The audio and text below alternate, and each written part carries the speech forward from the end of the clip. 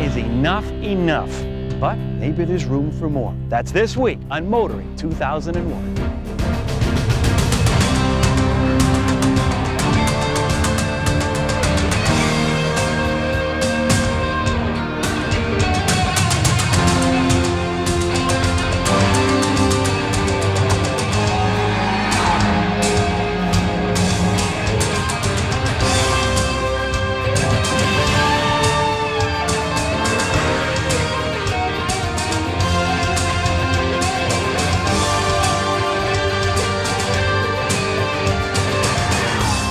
TSN's Motoring 2001 is brought to you by Quaker State Motor Oils, formulated for the vehicles you drive and the way you drive them. And MIDAS. Keep a good thing going. Go MIDAS. You know, as we approach the true date of the new millennium, car companies have got lots to smile about. Business is up 8 to 10% overall. But one company truly deserves to crack open a bottle of champagne. You see, this company had the largest market increase last year in Canada. It's not a domestic company, it's not Japanese. It's Hyundai from Korea. And last year they saw sales rise over 30%. In fact, the Sonata was up a whopping 400%. And for the first time in over 12 years, Hyundai sold over 30,000 vehicles. So what's the problem? Well, you see, Hyundai has been standing on the sideline watching other companies make oodles of money selling sport utes. The answer? Build your own. And this is it, the long-awaited Santa Fe. We'll check it out later, but we're also going to ask the question this week, does the world really need another sport ute? Well, I never felt more like singing hooray. Just drove a new Ford, and I'm here to say it's all new. It's sure a new kind of Ford. A generation ago, a luxury car meant long, stylish bodies and big engines that North American families aspired to. But that's all changed. Today, the #1 selling vehicle in North America is a pickup truck, and right behind it, the sport utility. So along comes Hyundai with the Santa Fe, the big little sport ute they like to call it. But again, does the world really need another one? Whether the world is ready or not, certainly more sport utility vehicles are coming, whether they're car-based or truck-based.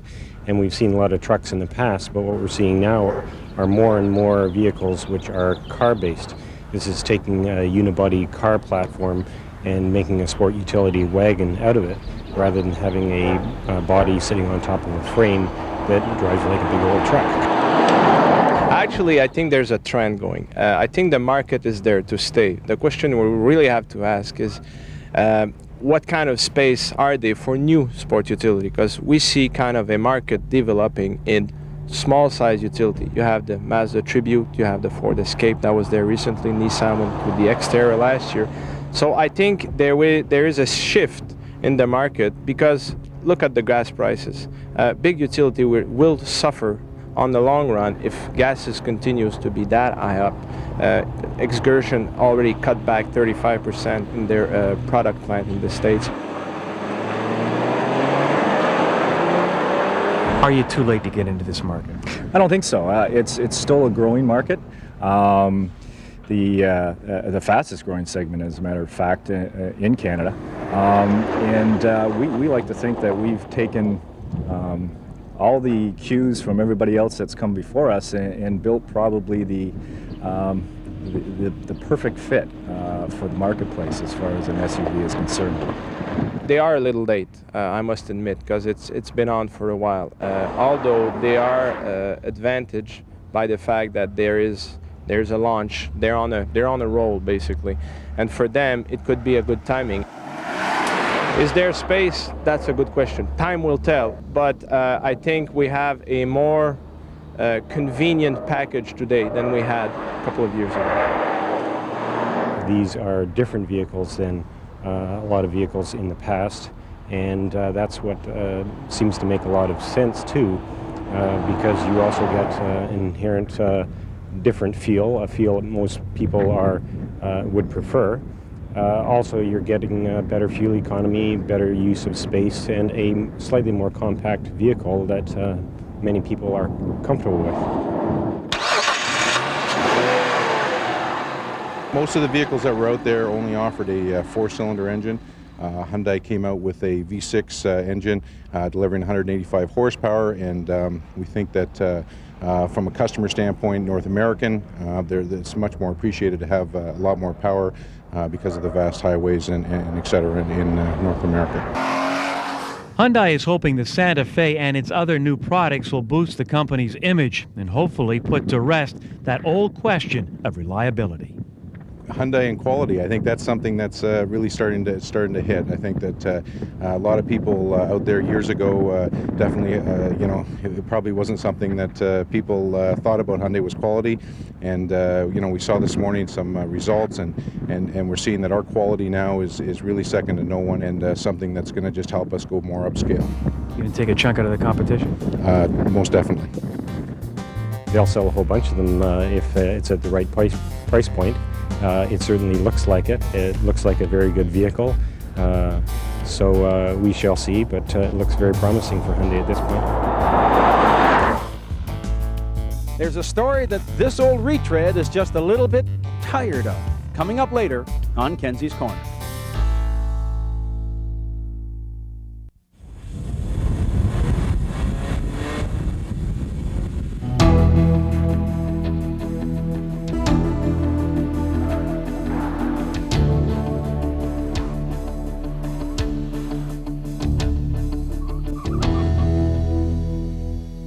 The first Volvo ever purchased for its style. That was the startling admission made by Volvo when they launched this latest generation of the V40.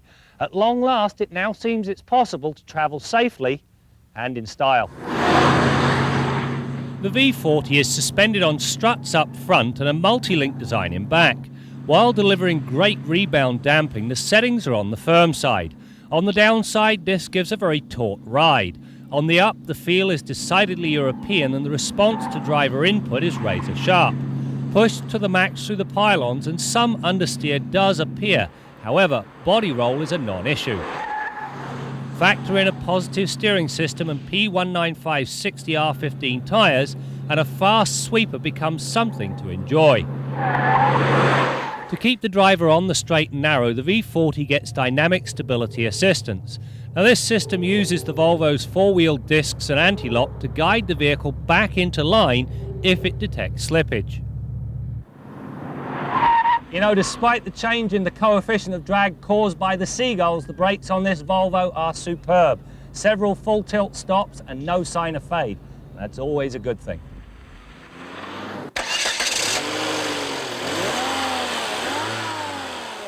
As has become a Swedish norm, the V40 is powered by a turbocharged motor.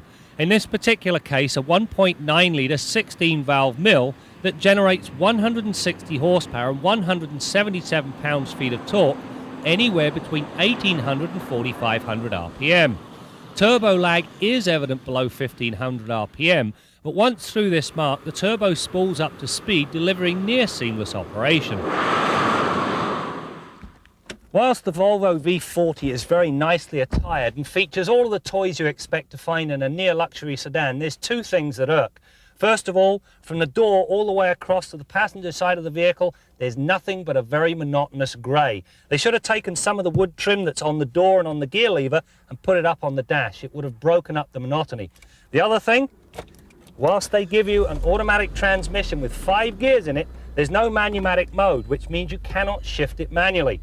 That puts them at a distinct disadvantage when compared to their immediate competition, the Passat, the Audi A4 and even the Acura TL. Quibble aside, the automatic transmission is adaptive and so it learns your driving style, matching the shifts accordingly. When all is said and done, the Volvo V40's powertrain package works very nicely. A couple of items in the rear here, one clever, one not so clever. On the very clever side of the ledger is this little booster seat. Lock it in place. Anyone with a child, it's a godsend. On the not so clever side, mind you, it's tough to get back here because of the narrow door opening, and even with a front seat set for my short little legs, the leg room's at a very definite premium. Mind you, headroom's not too bad. Now around at the rear, the trunk has been very well thought through. As well as lots of space, you get split folding rear seats, but the part I really like is this little seat belt. It either attaches over here to keep stuff there, or up at the back, Now it keeps your bags nice and safely stowed. As for safety, the V40 scores exceptionally well. There are front and side airbags and 3-point seat belts in all positions. The bonus comes with a pair of inflatable side curtains. Now these things deploy to prevent your head from crashing through the glass in a side impact. Add to that passive stuff anti-lock brakes and that dynamic stability control system, and the package is very complete. You know, nobody's going to mistake the Volvo V40 for anything other than a Volvo. Mind you, it does continue their stylish endeavours, as well as bringing sporty performance and nimble handling to the dance.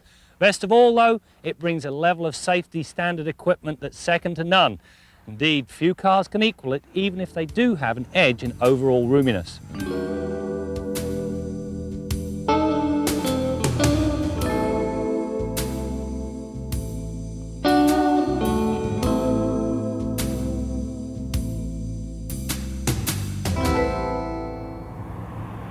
To commemorate the company's 50th anniversary, Honda built the S2000, and it is a welcome addition to the motoring long-term garage.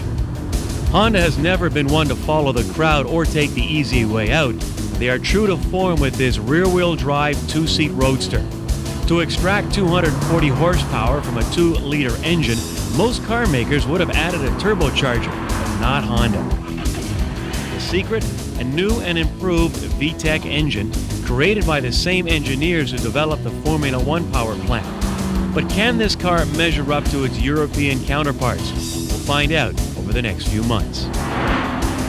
Also joining the long-term fleet and also from Honda will be the Insight.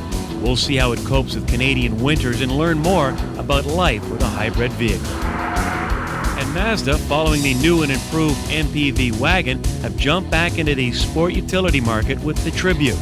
Does this mid-sized vehicle set the benchmark for this segment? We'll let you know. Our MIDAS Tip of the Week concerns pulling conditions and road crown. When I talk about pulling, I'm talking about the tendency of a vehicle to pull left or right as you're driving down the road. Now, when your car's taken in for a wheel alignment, we adjust the caster and camber slightly differently left to right to compensate for road crown.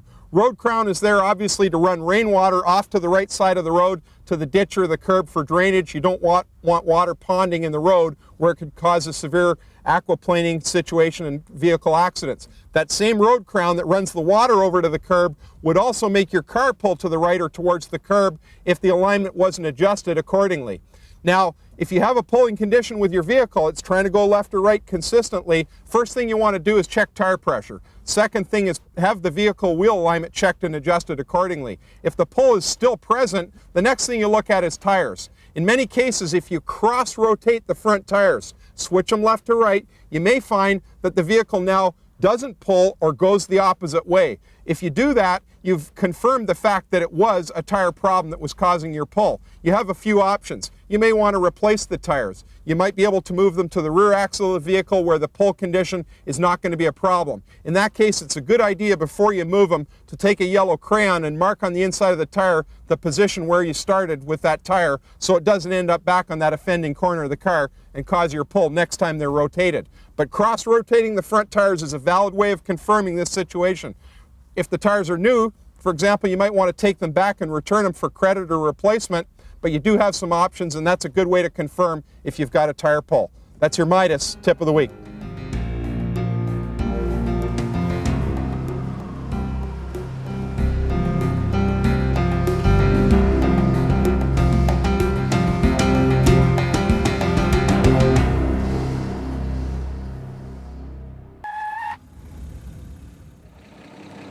It's 1935 Chev, and it's the standard model. They had a more deluxe one, which was a Master, totally different car. So this is the cheaper one in 1935.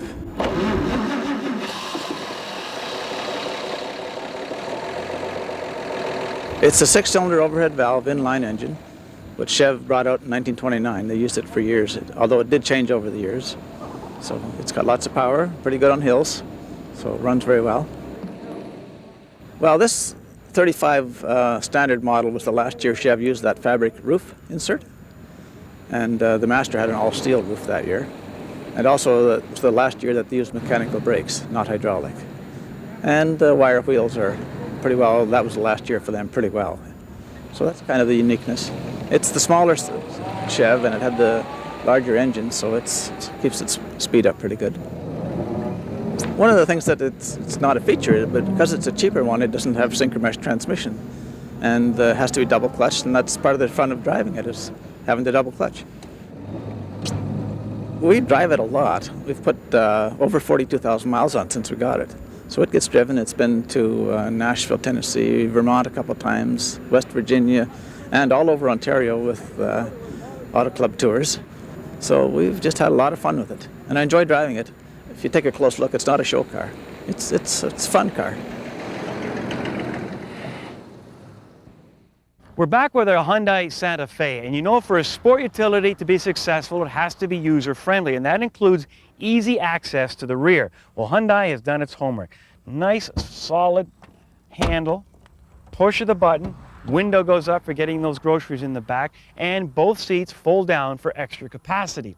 And you know, the more I think about this, I think this could be the ideal truck for our own Bill Gardner. How about it, Bill? Brad, me drive a Korean truck? Picture this.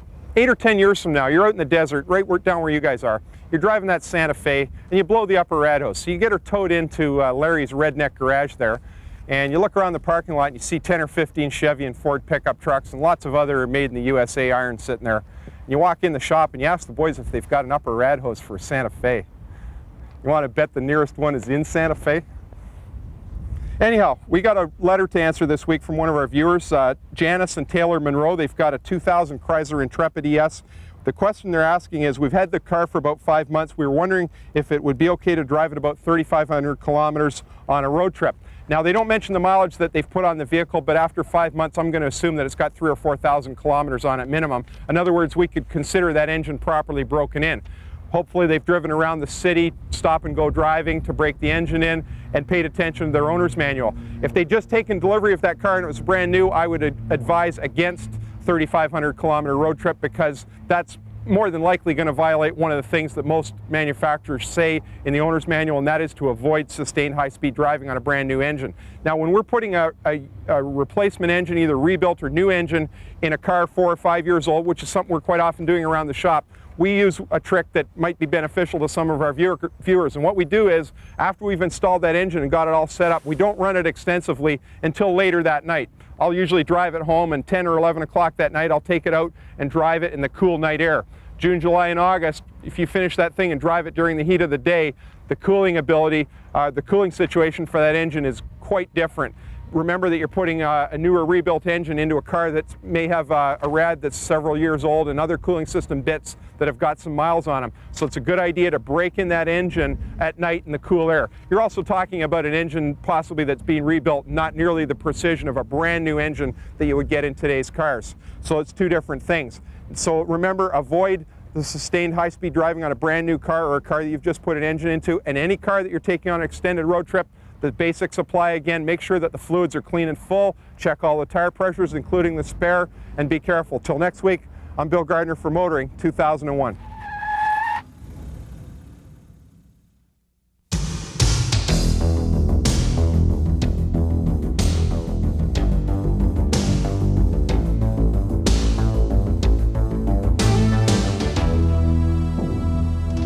If you've read any newspapers or watched any TV recently, particularly in the United States, you'd think that you could juggle 7 running chainsaws while standing on the back of a kitchen chair, perched on a greased pole, strung across a pool full of great white sharks, and still not expose yourself to as much danger as you would driving a Ford Sport Utility with Firestone tires. People, get a grip. So far, according to reports, there have been 250 failures out of 6.5 million tires. That's 0.0000000384%. That's approximately none. Now, according to these reports, 46 people have died in crashes like these. Well, not really 46, because 31% of Americans don't wear their seatbelts, so about 14 of those people were killed because they weren't wearing their belts. Now, that's just Darwin in action as far as I'm concerned. So we're left with 32 people over a span of 10 years. That's 3.2 people per year. Even I can do that math. you know how many people they kill on American highways every year? About 40,000. So this particular situation is 0.0000001%. In other words, approximately none. Now, have you ever been in a tire factory? These things aren't cranked out of some machine like so many donuts. They're all hand-built. Now, zero defects is obviously the goal. With a hand-built product, it's not going to happen. What is an acceptable failure rate? I don't know. If 250 out of 6.5 million isn't good enough, what would be good enough? 100? 50? I don't know. But look at the hundreds of millions of dollars that's going to be spent on this recall, both in terms of getting new tires on these things and the inevitable American lawsuits. Don't you think some of that money could be better spent on important issues, like getting Americans to wear their seatbelts, for example? Well, I apologize for trying to bring some logic to this discussion. I guess it's probably too late for a little perspective. I'm Jim Kenzie. Time to leave our skid pad out here in the hot California desert, right across from the Mexican border. Before we go, though, a few final comments on the new Hyundai Santa Fe. As you know, I'm not a big sport utility fan, but who's going to argue with success? And while it's true Hyundai has come into the game late, it's obvious with this vehicle they've done their homework. First, they've got the V6. They've got full-time all-wheel drive. And hey, it's a great looking vehicle. It's going to stand out in the clutter. Anyway, Graham will take a closer look on a future test drive. That's it for now. We'll see you next time out as we continue to bring you more stories about cars and the people who drive them.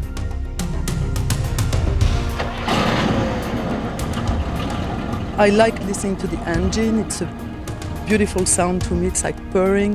It's not your typical French woman's car. You know, people expect a French woman to drive like a Renault 5 or something like that, not a Chevrolet set with a 454 engine. Trucks are turned into Cadillacs instead of trucks anymore. They're too fancy. I mean, you don't spend $45,000 on a truck run out here.